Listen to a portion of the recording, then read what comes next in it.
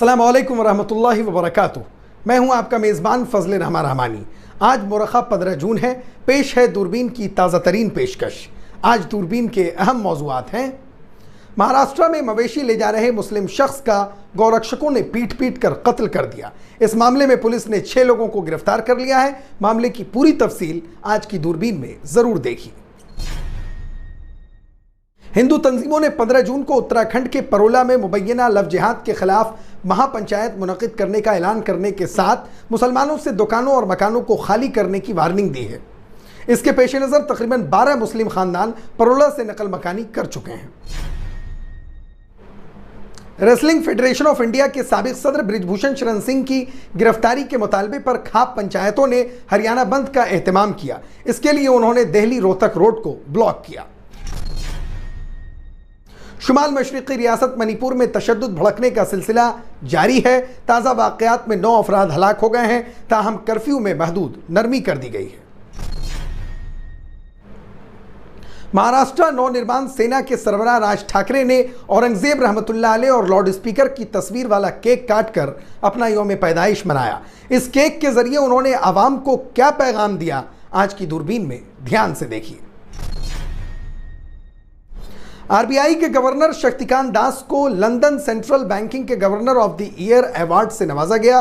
शक्तिकांत दास ने RBI governor का ओहदा संभालने के बाद कई बड़े फैसले लिए हैं। आज की दूरबीन में देखिए शक्तिकांत दास को यह एजाज दिए जाने की अहम वजूहात। समुद्री तूफान बिपरजॉय के पेश नज़र भारत में 47,000 अफराद जबकि पाकिस्तान में 64,000 से ज्यादा अफराद महफूज मकामात पर मुंतकिल कर दिए गए हैं। अक़वाम मुत्तहिदा के इदारे UNHRC की ताज़ा रिपोर्ट के मुताबिक दुनिया भर में रिकॉर्ड 110 मिलियन अफराद बेघर हुए हैं। आज की दूरबीन में परेशान करने वाली इस खबर की तह तक जाएंगे।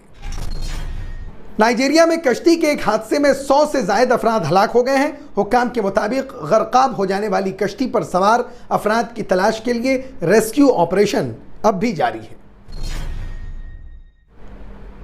खवातीन की बॉक्सिंग चैंपियन निखत जरीन ने 26 और 27 अगस्त को मुनक़िद होने वाली NMDC हैदराबाद मैराथन के 12वें एडिशन की जर्सी जारी की। आज की दूरबीन में देखिए इस खबर की पूरी तफसील। आप हमें YouTube पर देखने के अलावा हमारे तमाम सोशल मीडिया पेजेस पर भी फॉलो कर सकते हैं।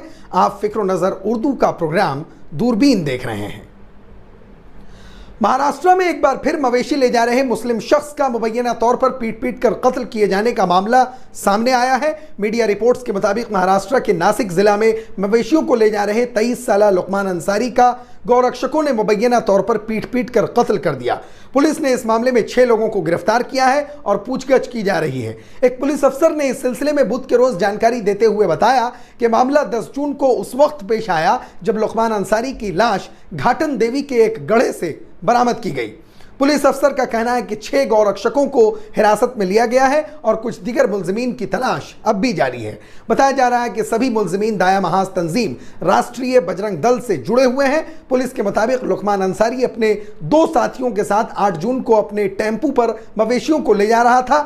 ठाणे जिला के शाहपुर वाक़े वही गांव में तकरीबन 10-15 गौरक्षकों ने उन्हें रोक लिया। इसके बाद 4 गायों को उनसे छुड़ाया गया। बाद में वो टेम्पू को घाटन देवी की तरफ ले गए। सुनसान जगह पर टेम्पू को रोक लिया और दोनों के साथ मुबैना तौर पर मारपीट शुरू कर दी।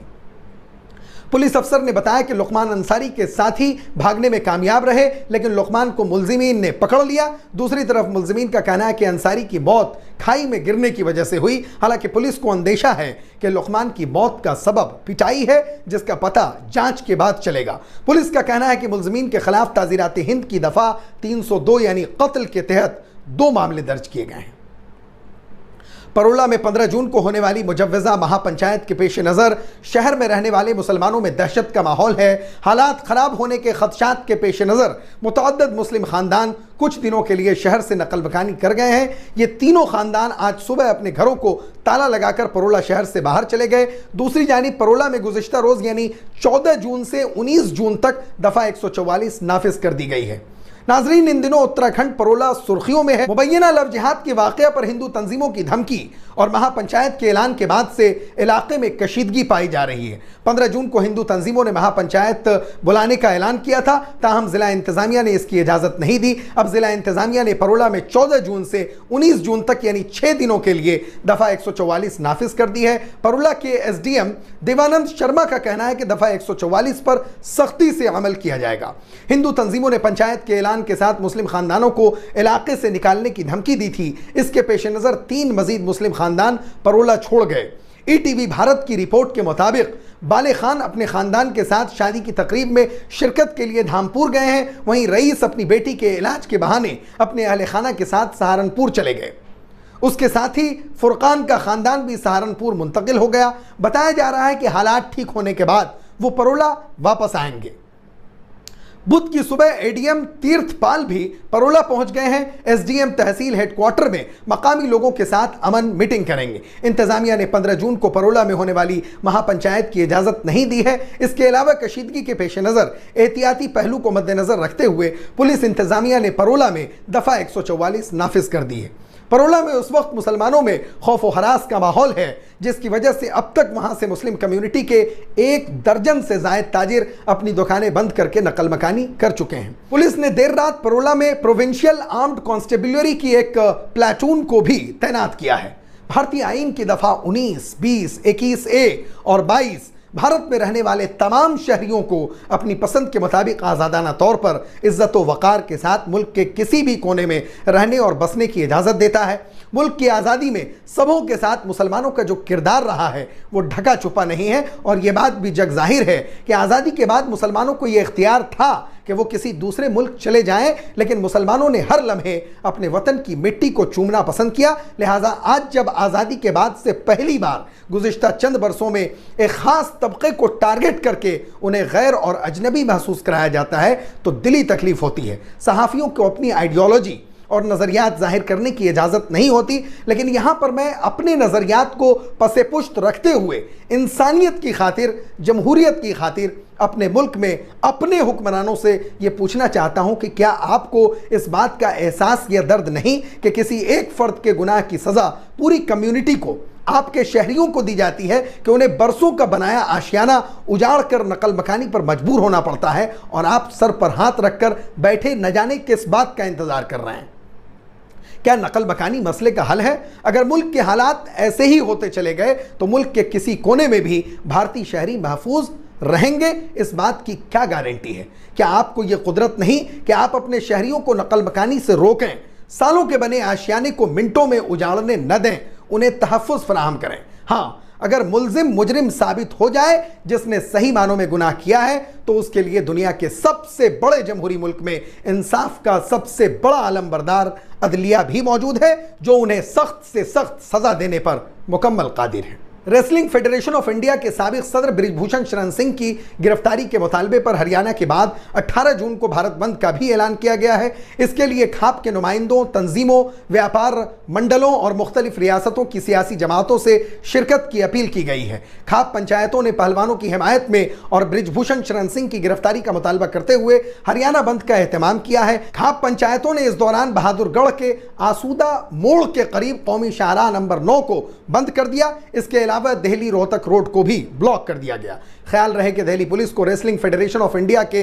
साबिक सदर बृजभूषण शरण सिंह के खिलाफ जिनसी इस्तेहसाल के इल्जामात पर 15 जून तक चार्जशीट दाखिल करनी है। ताहम इससे पहले ही किसानों ने एहतजाज शुरू कर दिया है। खाप पंचायत ने ऐलान किया था कि हरियाणा बंद के जरिए दारुल हुकूमत दिल्ली का दूध और पानी बंद किया जाएगा। यह बात इतवार को झज्जर के मंडोथी टोल प्लाजा पर मुनक़िद जनता संसद के दौरान कही गई थी। इस दौरान 25 मुतालबात के हवाले से 21 अरकान पर मुश्तमिल कमेटी भी तश्कील दी गई है। यह 21 रुकनी कमेटी एमएसपी, कर्ज माफी और बृजभूषण शरण सिंह की गिरफ्तारी के मामले पर हुकूमत से बातचीत करेगी। शुमाल मशरिकी रियासत मणिपुर में ताज़ा तशद्दुद के बाद गुज़िश्ता 24 घंटों के दौरान एक खातून समेत 9 अफराद हलाक और मुतअद्दिद जख्मी हुए हैं। ज़राए के मुताबिक ये हलाकतें खामीन के लोग के इलाके में रात गए फायरिंग के वाक़े में हुई। मणिपुर में तशद्दुद की आग एक बार फिर भड़क उठी है।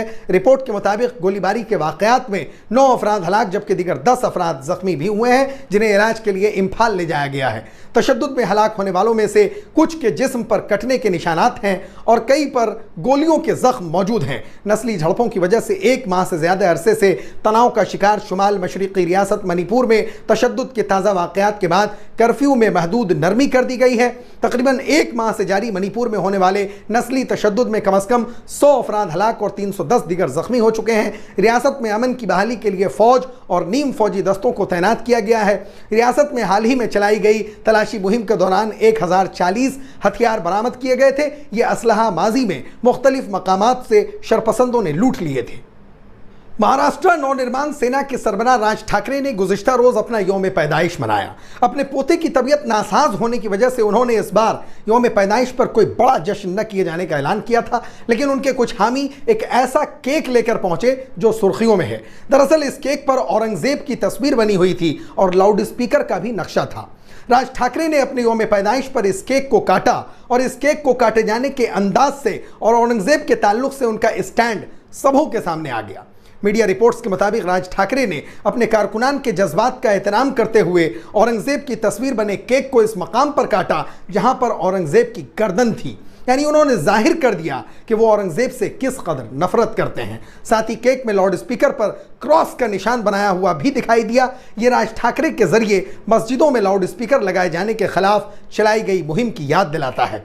आपको बता दें कि कुछ दिनों से महाराष्ट्र के मुख्तलिफ इलाकों में औरंगजेब और टीपू सुल्तान पर तनाज़ो चल रहा है। कुछ इलाकों में तशद्दुद के वाक़यात भी पेश आए हैं। दरअसल सड़क पर औरंगजेब की तस्वीर लहराने और व्हाट्सएप पर औरंगजेब की तारीफ में स्टेटस लगाने से हिंदुत्व नजरिया रखने वाले लोग बहुत नाराज हैं। राज ठाकरे ने भी औरंगजेब के तई अपने नफरत का इजहार करते हुए वाज़ेह कर दिया कि छत्रपति शिवाजी महाराज और संभाजी महाराज के लिए औरंगजेब दुश्मन नंबर 1 है, इसलिए वो भी औरंगजेब से शदीद नफरत करते हैं। आरबीआई यानी रिजर्व बैंक ऑफ इंडिया के गवर्नर शक्तिकांत दास को लंदन सेंट्रल बैंकिंग के जरिए गवर्नर ऑफ द ईयर के अवार्ड से नवाजा गया। दरअसल शक्तिकांत दास ने आरबीआई गवर्नर का ओहदा संभालने के बाद कई बड़े फैसले लिए हैं। इन्हीं को पेश नज़र रखते हुए लंदन सेंट्रल बैंकिंग के जरिए उन्हें यह एजाज़ बख्शा गया। दरअसल आलमी बाजारों में अदम इस्तेहकाम के दरमियान भी महंगाई से निपटने में आरबीआई गवर्नर शक्तिकांत दास ने काबिल तारीफ किरदार निभाया है। आलमी वबा कोरोना वायरस के दौर में बहरान के दौरान भी अपने फैसलों से उन्होंने लोगों की पजीराई हासिल की थी। इस दौरान उन्होंने बैंकों को कुछ महीनों के लिए ईएमआई में छूट देने की भी हिदायत दी थी। भारतीय रियासत गुजरात में भी 47,000 अफराद को तूफान के रास्ते में आने वाले इलाकों से निकाला गया है। बिपरजॉय साइक्लोन पिछले दिनों अपना रुख तब्दील करके शुमाल मशरिक की जानिब बढ़ रहा है और अब यह भारतीय रियासत गुजरात और पाकिस्तान के शहर कराची से करीब है। मेट्रोलॉजिकल डिपार्टमेंट के मुताबिक इस तूफान से पाकिस्तान में ज़ेरी सिंध के 3 अजला ठिट्टा, सिजावल और बदीन ज़्यादा खतरे का शिकार है और जिन इलाके से ये समुद्री तूफान टकराएगा वहाँ पर साहिली इलाकों में सैलाबी सूरत हाल पैदा हो सकती है। बिपरजॉय सिंध के साहिली इलाकों की तरफ 150 से 170 किलोमीटर फी घंटे की रफ्तार से बढ़ रहा है। इसके इर्द गिर्द हवा की रफ्तार 150 किलोमीटर फी घंटे है, जबकि लहरों की ऊंचाई 30 फीट है। समुद्री तूफान बिपरजॉय के पेश नज़र भारतीय रियासत गुजरात में हंगामी हालत नाफिज कर दी गई है। हुक्काम के मुताबिक साहिली इलाकों से 47,000 अफराद को महफूज मकामात पर मुंतकिल कर दिया गया है, जबकि वेस्टर्न रेलवे ने 69 ट्रेनों को मनसूख कर दिया है। तारिकीन वतन और पनाह गुज़ीनों से मुतल्लिक़ अक़वाम मुत्तहिदा के इदारे UNHRC ने 14 जून बरोज़ बुध एक रिपोर्ट जारी की है, जिसके मुताबिक दुनिया भर में रिकॉर्ड 110 मिलियन अफराद बेघर हुए हैं। रिपोर्ट के मुताबिक इसमें इस कदर इजाफे की वजह यह है कि यूक्रेन की जंग तो पहले से ही जारी थी कि इसी दौरान सूडान में एक नया तनाज़ो खड़ा हो गया और बड़ी तादाद में लोग नकल मकानी पर मजबूर हुए। ताज़ा रिपोर्ट में इस जानिब इशारा किया गया है कि सन 2023 में भी आलमी सतह पर जबरी नकल मकानी का सिलसिला जारी है और तनाज़ुआत नीज़ आबो हवा से मुतल्लिक़ अफरा तफरी के नतीजे में बेघर होने वाले अफराद की तादाद में गुज़िश्ता बरस के मुकाबले में 19.1 मिलियन का नुमाया इजाफा हुआ है। पुलिस और मकामी हुक्काम के मुताबिक शुमाल वस्ती नाइजीरिया के क्वारा रियासत में दरियाए नाइजर में पीर के रोज़ एक कश्ती के गर्काब हो जाने से 100 से ज़्यादा अफराद हलाक हो गए। ये लोग एक शादी में शिरकत के बाद वापस लौट रहे थे। हुक्काम ने बताया कि कश्ती पर 300 से ज़्यादा अफराद सवार थे और ये नाइजर नदी में लकड़ी के कुंदे से टकराने के बाद 2 हिस्सों में टूटकर गर्काब हो गए। क्वारा रियासत की पुलिस के तर्जुमान ने खबर रसा एजेंसी AFP को टेलीफोन पर बताया कि कश्ती हादसे में अब तक 103 अफराद की हलाकत की तस्दीक हो चुकी है, जबकि तकरीबन 100 अफराद को बचा लिया गया है। उन्होंने मजीद बताया कि बुध के रोज़ भी तलाश और इमदाद का काम जारी है और हलाक होने वालों की तादाद में इजाफे का खदशा है। ख़वातीन की बॉक्सिंग चैंपियन निखत ज़रीन ने 26 और 27 अगस्त को मुनक़िद होने वाली NMDC हैदराबाद मैराथन के 12वीं एडिशन की जर्सी जारी की है। हैदराबाद रनर्स एसोसिएशन के ज़ेरे एहतमाम मैराथन 5K, 10K, 21K और 42 के ज़ुमरों में मुनक़िद की जाएगी। निखत ज़रीन ने NMDC के डायरेक्टर अमित मुखर्जी, हैदराबाद मैराथन के डायरेक्टर प्रशांत के साथ ये जर्सी जारी की। उन्होंने मैराथन के सिलसिले में होने वाली इस तकरीब में हिस्सा लेने पर मुसर्रत का इजहार किया, जिसका इनेकाद लोगों में सेहत के बारे में बेदारी पैदा करने के लिए किया जा रहा है। फ़िक्र-उन-नज़र की खास बुलेटिन दूरबीन की गुज़िश्ता पेशकश में राबिया बसरी, साजिद हसन, मौलाना अब्दुस्सुभान रहमानी, महबूब रहमानी, सईद अनवर रहमानी, इनामुल हक, फैज़ रहमानी और मोहम्मद नेमतुल्लाह साहबान ने अपना कीमती तबसरा करके हमारी हौसला अफजाई की है। हम अपने तमाम नाजरीन का शुक्रिया अदा करते हैं। आप मुझसे और हमारे साथियों से ट्विटर पर भी रब्ता कर सकते हैं। हमारा ट्विटर हैंडल है @फ़िक्र-उन-नज़र। शुक्रिया।